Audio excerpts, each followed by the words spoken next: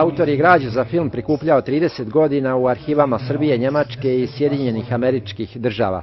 Film čine istorijska građa Vojnog arhiva u Beogradu i rijetki dokumenti iz arhiva u Frajburgu i Vašingtonu, koje su otkupili srpski iseljenici.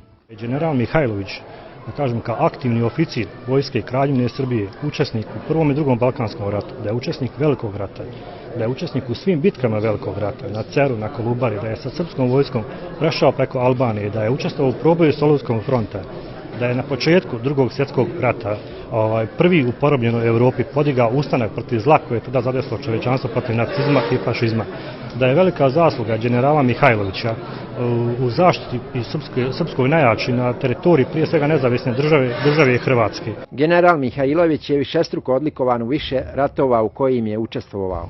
General Draža je bio jedna izuzetna ličnost, neshvaćena ličnost i njemu je učinjena velika nepravda. Posljedice tog sistema koji je u najmanju ruku bio nepravedan mi osjećamo i danas u celom regionu.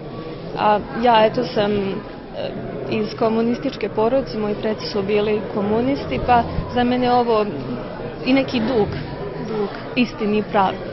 Dvočasovni dokumentarni film General Draža Mihajlović sadrži jedan od odgovora na pitanje zašto su zapadni saveznici 1943. godine iznevjerili Ravnogorski pokret i uspostavili saradnju sa Komunističkom partijom Jugoslavije.